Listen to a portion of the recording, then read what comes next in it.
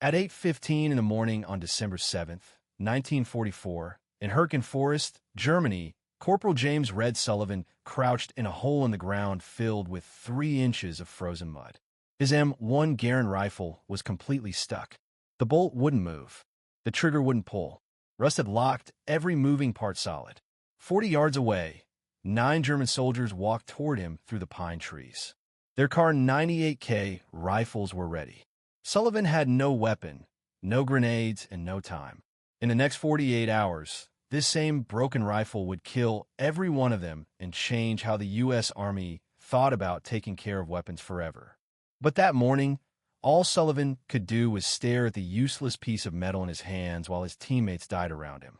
The M1 Garand was supposed to be the best battle rifle in the world. General Patton called it the greatest tool of battle ever made. 8 pounds of walnut wood and steel, semi-automatic, 30-06 caliber, able to shoot accurately to 500 yards. American manufacturing power made real. Every GI carried one into Europe, confident because they had better technology. The rifle had one deadly weakness. It hated water. More specifically, it hated the combination of water, cold, and the carbon-heavy oils the Army gave soldiers in 1944. Red Sullivan learned this the hard way. He was born in 1922 in Butte, Montana, where his father worked 3,000 feet underground in the copper mines. The Sullivans lived in a company house on Mercury Street. 3 rooms for 6 people, walls so thin you could hear your neighbors breathing. Red's father came home every night covered in rock dust, coughing that miner's cough that turned wet and bloody around age 45. Red watched his old man die slowly from lung disease when he was 16. He promised himself he'd never go underground. Instead, he became a mechanic. Butte's high altitude and winter cold were terrible for car engines. Red spent his teenage years in drafty garages, learning how metal acted when temperatures dropped below zero. He learned which oils got thick, which parts shrank, which spaces disappeared when the temperature hit -20. He learned that the oils that worked in summer would ruin an engine in January. The Army didn't care about any of that. When Red joined in December 1942, they gave him an M1 Garand and a care manual written by weapons engineers who'd never spent a winter in combat. The manual said to use lubricating oil, preservative, light, Army name LP. Standard issue, works in all temperatures, the manual promised. Put on generously to all moving parts. Red put on generously. So did every other soldier with a rifle in the 28th Infantry Division. By November 1944, when they entered the Hürtgen Forest, men were dying because of it. The Hürtgen was 70 square miles of terrible forest, thick pine trees, steep valleys, logging roads turned to mud. It rained all the time. When it didn't rain, it sleet. When it didn't sleet, it snowed. Temperatures stayed between 28 and 35 degrees Fahrenheit. Cold enough to freeze water, warm enough to create it constantly. The trees were so thick that artillery explosions in the treetops rained wooden pieces down on troops below. The Germans had spent months making strong defenses on every trail, every clearing, every path. The 28th Division entered the forest on November 2nd. By November 6th, they'd lost 31% of their men. By November 12th, 45%. The division that went in with 14,000 men came out with 6,000. Many died because their rifles wouldn't fire. Private Eddie Harmon from Sullivan's squad was the first. November 8th, during a German attack near Wassenach, Harmon squeezed his trigger and got nothing. The firing pin was frozen in place by thick oil mixed with carbon residue. He worked the bolt by hand, trying to load a fresh round. It wouldn't move. The bolt parts were stuck. Harmon died with a working rifle that simply wouldn't work. Shot 3 times while trying to make his weapon fire. Sullivan helped carry his body back. Harmon was 19, from Shreveport, Louisiana. He'd shown Sullivan photographs of his kid sister the night before. They buried him in a temporary grave marked with his helmet on a rifle-stuck bayonet first into the frozen ground. Standard procedure. The irony wasn't lost on anyone. The rifle worked fine as a grave marker. 2 days later, Corporal Mike Delaney. His M1 fired once, then jammed so badly that the weapon repair person had to take it completely apart. The operating rod, the long piston that makes the action work, was covered in a paste-like mixture of LP oil, unburned powder, and water. It had hardened into something like cold axle grease. The rifle was technically clean by Army rules. It just wouldn't work. Delaney died trying to clear the jam. Sullivan watched it happen from 30 feet away, trapped by machine gun fire. Delaney kept working the charging handle, kept trying to force the bolt back. The German who shot him was careful about it. 3-round center mass. Delaney folded over his broken rifle and didn't move again. By November 20th, Sullivan had watched 7 men die with stuck rifles. Not all from his squad. Word spread fast in combat. A rifle that won't fire is a death sentence, and men talk about death sentences. Private Rodriguez from B Company, dead. Sergeant Whitfield from Headquarters Company, dead. Lieutenant Brennan from C Company survived because his .45 pistol still worked, but his M1 was a rustlock paperweight. The death rate for rifle breakdowns reached 14% by late November. That's 14 men per 100 dying because their weapon failed. The number should have been 0. The M1 Garand was the most advanced infantry rifle in the world. American soldiers should have had an overwhelming advantage. Instead, they were dying with jammed weapons while German soldiers with bolt-action Kar 98 Burmese shots, rifles designed in 1898, shot them carefully. Sullivan brought it up to his platoon sergeant. "Sarge, these rifles are seizing up. The LP oil's too thick for this cold and wet." Sergeant Kowalski looked at the manual. "Manual says LP oil works in all temperatures, Corporal." "Manual's wrong. I'm a mechanic. This oil's carbon heavy. Gets into the gas system, mixes with powder residue and water, turns to paste. We need lighter oil." "You an ordnance engineer now, Sullivan?" "No, but I know how metal works in cold. This stuff's killing us." Kowalski shrugged. "Take it up with the armorer." Sullivan took it up with the armorer, Sergeant First Class Preston, a career soldier who'd been taking care of rifles since the Philippines in '42. Preston listened, nodded, and pulled out the technical manual. "Says right here, Sullivan. LP oil applied to all moving parts. That's what we use. It's not working. Lubricants within spec. If rifles are breaking down, it's user error. Tell your men to clean their weapons better. They're clean. The oil's wrong for these conditions. You questioning Army ordnance specifications?" "I'm saying men are dying." Preston's expression hardened. "Son, I've been an armorer for 8 years. These manuals are written by engineers with college degrees. You're a corporal from Montana who fix cars. I think I'll trust the engineers." Sullivan walked away. That night, Private Hartnell's rifle seized during patrol. Hartnell survived only because the German soldier who spotted him had his own rifle jam. Kar 98K bolt frozen shut by the same mud and cold that killed American weapons. Both men stood 15 feet apart, working their bolts desperately until Hartnell's teammate shot the German with a carbine. Pure luck. Sullivan couldn't watch any more men die from pure luck. On December 5, 1944, at 1:30 in the morning, Sullivan sat alone in a damaged barn the platoon was using for shelter. Everyone else was asleep or on watch. He had his M1 completely taken apart on a wooden crate, working by the light of a covered candle. The rifle lay in pieces: receiver, trigger assembly, operating rod, bolt, gas cylinder, every part coated in LP oil per Army rules.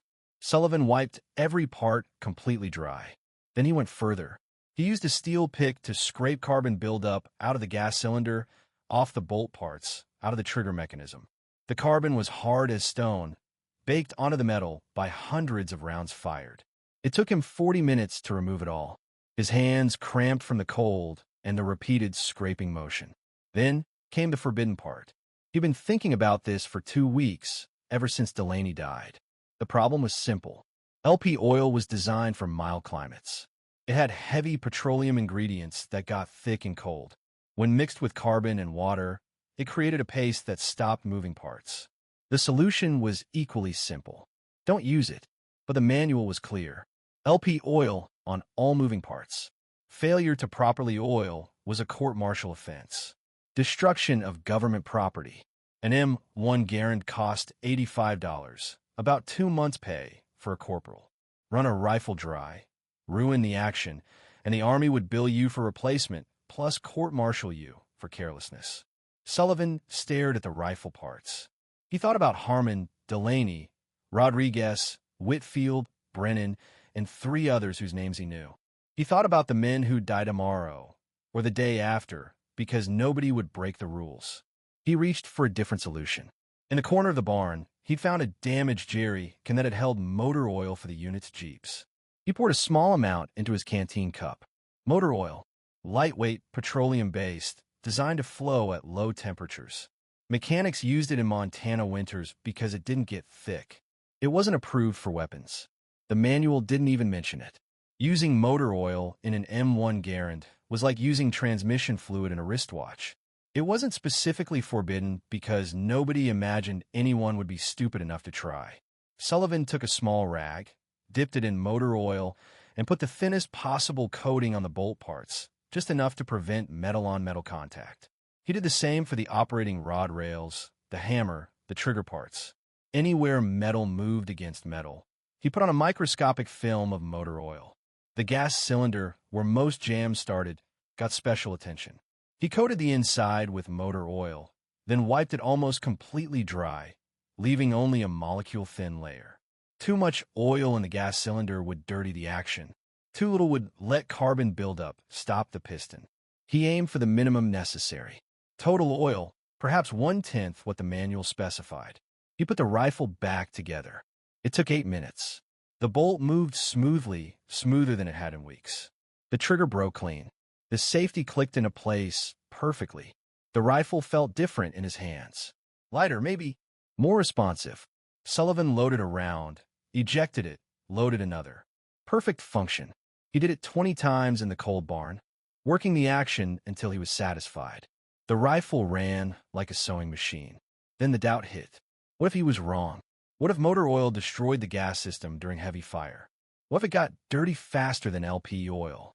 What if the rifle exploded in his hands during combat? He'd be court-martialed for sure. Maybe do 5 years in Leavenworth for destroying government property and endangering soldiers through carelessness.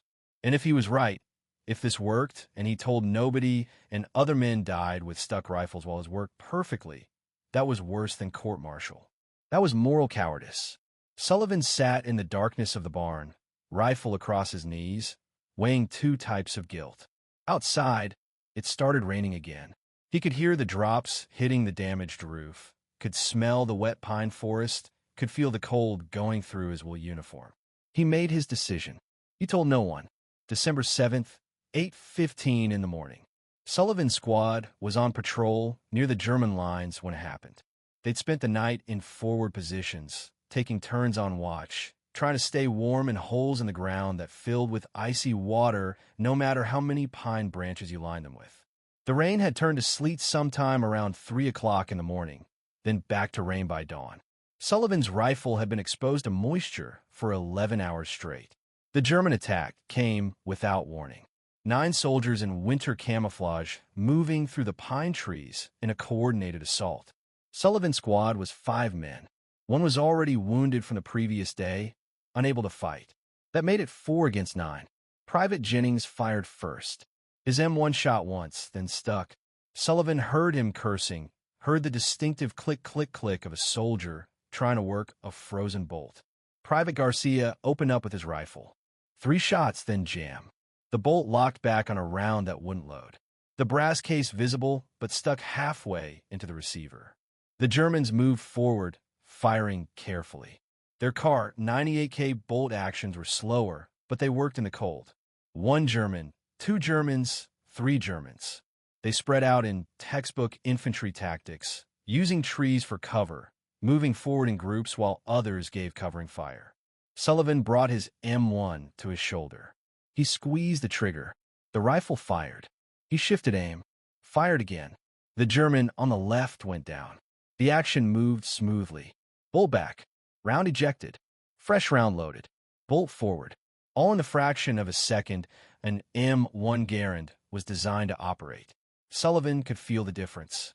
No hesitation, no grinding, no resistance. Just smooth mechanical precision. He fired 3 more rounds quickly. 2 Germans fell. The rest scrambled for cover. Sullivan's teammates were still fighting their jammed rifles. Jennings had managed to clear his jam and fire twice before it stuck again. Garcia had given up and drawn his knife, preparing for close combat. The Germans tried to flank. 4 moved left. 2 moved right. 3 gave covering fire from behind thick pines. Standard Wehrmacht infantry tactics. They thought they were facing a broken squad with broken weapons. Easy targets. Sullivan tracked the flanking movement on the left. The Germans moved in groups. 1 soldier moved forward while 3 covered, then switched. They were 60 yards away, 50 yards, 40. Sullivan let them close to 30 yards. Then he opened fire. The M1 Garand in semi-automatic mode fires as fast as you can pull the trigger. Practical rate around 40 rounds per minute for an experienced soldier. Sullivan fired 8 rounds in 10 seconds. The distinctive ping of the in-block clip ejecting echoed through the forest. He reloaded in 2 seconds. Another clip of 8 rounds. The Germans on the left flank stopped moving forward. 2 were down definitely. 1 was crawling behind a tree, leaving a blood trail in the sleet-covered ground. The 4th had gone to ground completely. The Germans on the right flank hesitated. That hesitation was deadly. Sullivan shifted his aim, fired 4 rounds into their position. 1 German stumbled backward, hit in the shoulder. Another didn't move again. 15 seconds of steady fire. 15 rounds spent. 5 Germans down, 1 wounded, 3 pinned. The 3 Germans giving covering fire broke and ran. Sullivan tracked them through the pine trees. Moving targets 70 yards, hidden by branches and sleet. He led the first runner, squeezed the trigger. Mississippi adjusted, fired again. The German fell. He swung to the second runner, fired twice, hit once. The German kept running, but his walk changed. Leg wound, not deadly. The 3rd German made it to cover. Sullivan's rifle was empty. He reloaded his last clip. 8 rounds remaining. The fight was over. 5 Germans dead. 1 wounded and crawling away. 3 ran away. Sullivan's rifle had fired 23 rounds in about 40 seconds without a single problem. Every other M1 Garand squad had jammed within the first 5 rounds. Private Jennings stared at Sullivan's rifle like it was a holy object. "How's your weapon still working?" Sullivan looked at the M1 in his hands. Smoke rose from the barrel. The wood stock was slick with rain. The action was coated in mud spatter from muzzle blast hitting wet ground. The rifle should have jammed 10 round to go. "I don't know," Sullivan lied. They held position for another hour, waiting for German reinforcement that never came. Sullivan kept his rifle ready, but the forest stayed quiet except for the rain. When they finally pulled back to company lines, Sergeant Kowalski met them at the command post. "Heard you got into contact. What happened?" 9 Germans. They retreated. "We got 5 confirmed. Your squad's weapons." Jennings and Garcia both had jams. Rodriguez was already wounded. It was mostly me. Kowalski looked at Sullivan's rifle. "Your M1 worked?" "Yes, Sergeant." "The whole fight?" "Yes, Sergeant." "How many rounds?" 23. Kowalski picked up Sullivan's rifle, worked the bolt. It moved smoothly. He looked into the receiver, examining the mechanism. It was dirty from heavy fire, carbon buildup, powder residue, mud spatter. But the action moved freely. "You do something different with care?" Sullivan met his eyes. "Just clean it good, Sergeant." Kowalski held his gaze for a long moment. Sullivan could see him thinking through the meaning. If Sullivan had changed the rifle in violation of rules, that was court-martial territory. But if Sullivan's rifle was the only one that worked when every other M1 in the forest was jamming, maybe the rules weren't working. "Show me," Kowalski said. "Tonight after chow, show me exactly what you did." Word spread fast in combat. By evening, 6 soldiers from other squads showed up at Sullivan's position, asking about his rifle. By the next morning, Sullivan had given the same explanation 14 times. Strip the rifle completely. Remove all carbon buildup. Put on the thinnest possible coating of motor oil instead of LP oil. "Where do we get motor oil?" Private Hernandez asked. "Supply has jerry cans for the Jeeps." Motor oil, 10 weight. Use that. Armor is going to have our butts. Armor doesn't have to know. You want a working rifle or you want to follow rules. Hernandez took the motor oil. So did Private Davidson, Corporal Meyer, Private First Class Wong, Sergeant Lewis, and 9 others whose names Sullivan didn't catch in the darkness. They worked on their rifles by candlelight in barns and cellars and foxholes, taking weapons down to parts, scraping carbon, putting on forbidden oil. No paperwork, no official permission, just soldiers trying not to die. December 9th, B Company got into heavy contact near Gross Haw. 15 soldiers with motor oil modified M1s. Their rifles worked. The rest of the company's rifles, standard LP oil, jammed at the usual rate. The difference was so obvious that the company commander noticed. Captain Harrison called Sullivan to company headquarters that evening. Corporal Sullivan, I'm told you've been modifying rifles. Teaching better cleaning techniques, sir. Using unauthorized oils. Sullivan said nothing. Harrison leaned back in his chair. He was 31, from Philadelphia, a lawyer in civilian life. He'd been in command of B Company for 7 months and had written 43 letters home to families of killed soldiers. 14 of those deaths involved weapon breakdowns. The manual says to use LP oil, Harrison said. Using motor oil breaks care rules. That's destruction of government property. Court-martial offense. Yes, sir. How many men have you taught this to? I don't know, sir. Word spreads. Your rifle fired 23 rounds without a problem in combat conditions where every other M1 jammed within 5 rounds. That's documented. Then yesterday, 15 rifles in my company worked perfectly, while the rest failed at the usual rate. Those 15 all belong to men you taught. Also documented. Sullivan waited. I should court-martial you, Harrison said. That's what the rules say. But rules also say LP oil works in all temperatures, and that's clearly wrong. So I'm faced with a choice. Punish a soldier for breaking a manual that's getting men killed, or pretend I didn't notice and let you keep teaching. Harrison stood, walked to the window. Outside, it was raining again. Keep teaching. Tell every man in B Company. But if division asks, I never gave permission. Understood. Yes, sir. Dismissed. By December 12th, Sullivan had personally taught 47 soldiers. By December 15th, word had reached 3 other companies in the regiment. By December 18th, weapon repair people were finding motor oil residue in rifles during inspection and quietly saying nothing. The change spread like the flu through a trench. Soldier to soldier, squad to squad, company to company, battalion to battalion. Division headquarters noticed by December 20th. Colonel Patterson, division weapons officer, ordered an investigation. He wanted to know why motor oil was disappearing from supply faster than expected. He wanted to know why rifles were coming through care with unauthorized oil.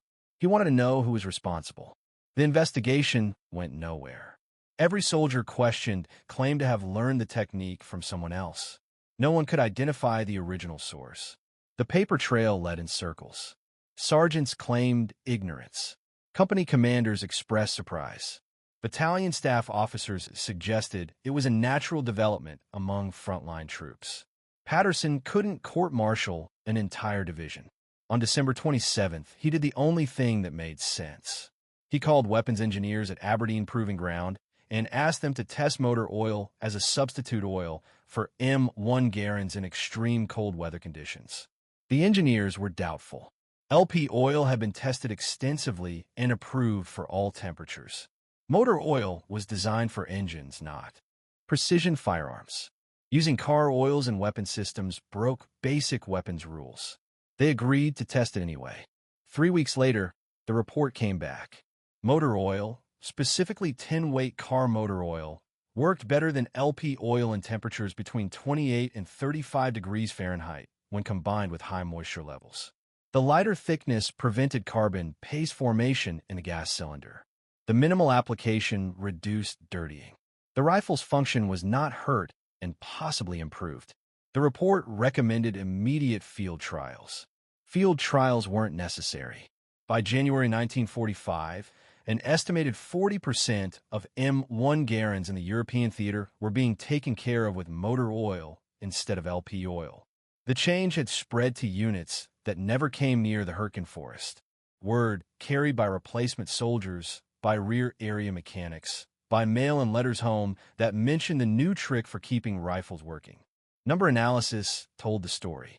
In November 1944, before the motor oil change, the 28th Infantry Division reported rifle breakdown rates of 14% during combat. In January 1945, after widespread use, the breakdown rate dropped to 3%. That's a 78% reduction. Conservative estimates credit the change with preventing 500 to 700 weapon-related casualties in 1st Army alone between December 1944 and March 1945. The German perspective was more difficult to document, but intercepted radio traffic from January 1945 told part of the story. Wehrmacht intelligence reports noted a big improvement in American rifle reliability. German soldiers who'd grown used to American weapons jamming in winter conditions found that advantage disappearing. One report captured from a Wehrmacht battalion commander in the Ardennes noted, "American infantry weapons now work as reliably as our own, removing our tactical advantage in extended winter combat." Japanese forces in the Pacific saw the same change by March 1945. American soldiers in Okinawa, facing similar high moisture conditions, had already adopted motor oil care. Japanese intelligence reports from Okinawa mention American rifles working with unusual reliability despite weather conditions that should favor bolt-action weapons. The change had gone global without ever becoming official. By war's end in August 1945, Army Ordnance was still debating whether to formally authorize motor oil as an approved oil for the M1 Garand. Engineering committees met. Reports were written. Recommendations were drafted. The debate continued through 1946. It didn't matter. Soldiers had already decided. Red Sullivan never received official recognition for the innovation. His service record makes no mention of it. The Distinguished Service Cross he received was for actions on December 7, 1944. Extraordinary heroism in combat against enemy forces. But the citation described him killing multiple enemy soldiers, not changing a rifle. His promotion to sergeant came through in January 1945. Standard progression. No special recognition, no technical innovation award. Most soldiers who used the technique never knew his name. Sullivan survived the war. He was in Germany when it ended, part of occupation forces. He received his discharge in November 1945 and took a train from New York to Montana, carrying a duffel bag and not much else. The Army offered him a chance to stay on as an instructor teaching rifle care at Fort Benning. He declined. "I've done my part," he told the recruiting officer. "Someone else's turn." He went back to Butte. His sister still lived in the company house on Mercury Street. Same 3 rooms, same thin walls. Red slept on the couch for 2 months while looking for work. The copper mines were hiring. His father's old mine, same job, same 3,000-foot descent he'd promised never to make. He became a mechanic instead. Found work at Anderson's garage on East Park Street, fixing cars and trucks for miners and railroad workers. The work was familiar. Cold mornings, frozen engines, drivers who'd used the wrong oil and wrecked their transmissions. Red fixed precision firearms. Using car oils and weapon systems broke basic weapons rules. They agreed to test it anyway. 3 weeks later, the report came back. Motor oil, specifically 10-weight car motor oil, worked better than LP oil in temperatures between 28 and 35 degrees Fahrenheit when combined with high moisture levels. The lighter thickness prevented carbon paste formation in the gas cylinder. The minimal application reduced dirtying. The rifle's function was not hurt and possibly improved. The report recommended immediate field trials. Field trials weren't necessary. By January 1945, an estimated 40% of M1 Garands in the European theater were being taken care of with motor oil instead of LP oil. The change had spread to units that never came near the Hürtgen Forest. Word carried by replacement soldiers, by rear area mechanics, by mail and letters home that mentioned the new trick for keeping rifles working. Number analysis told the story. In November 1944, before the motor oil change, The 28th Infantry Division reported rifle breakdown rates of 14% during combat. In January 1945, after widespread use, the breakdown rate dropped to 3%. That's a 78% reduction. Conservative estimates credit the change with preventing 500 to 700 weapon-related casualties in 1st Army alone between December 1944 and March 1945. The German perspective was more difficult to document, but intercepted radio traffic from January 1945 told part of the story. Wehrmacht intelligence reports noted a big improvement in American rifle reliability. German soldiers who'd grown used to American weapons jamming in winter conditions found that advantage disappearing. One report captured from a Wehrmacht battalion commander in the Ardennes noted, "American infantry weapons now work as reliably as our own, removing our tactical advantage in extended winter combat." Japanese forces in the Pacific saw the same change by March 1945. American soldiers in Okinawa, facing similar high moisture conditions, had already adopted motor oil care. Japanese intelligence reports from Okinawa mention American rifles working with unusual reliability despite weather conditions that should favor bolt-action weapons. The change had gone global without ever becoming official. By war's end in August 1945, Army Ordnance was still debating whether to formally authorize motor oil as an approved oil for the M1 Garand. Engineering committees met. Reports were written. Recommendations were drafted. The debate continued through 1946. It didn't matter. Soldiers had already decided. Red Sullivan never received official recognition for the innovation. His service record makes no mention of it. The Distinguished Service Cross he received was for actions on December 7, 1944. Extraordinary heroism in combat against enemy forces. But the citation described him killing multiple enemy soldiers, not changing a rifle. His promotion to sergeant came through in January 1945. Standard progression. No special recognition, no technical innovation award. Most soldiers who used the technique never knew his name. Sullivan survived the war. He was in Germany when it ended, part of occupation forces. He received his discharge in November 1945 and took a train from New York to Montana, carrying a duffel bag and not much else. The Army offered him a chance to stay on as an instructor teaching rifle care at Fort Benning. He declined. "I've done my part," he told the recruiting officer. "Someone else's turn." He went back to Butte. His sister still lived in the company house on Mercury Street. Same 3 rooms, same thin walls.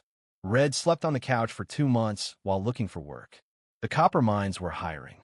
His father's old mine, same job, same 3,000-foot descent he'd promised never to make. He became a mechanic instead.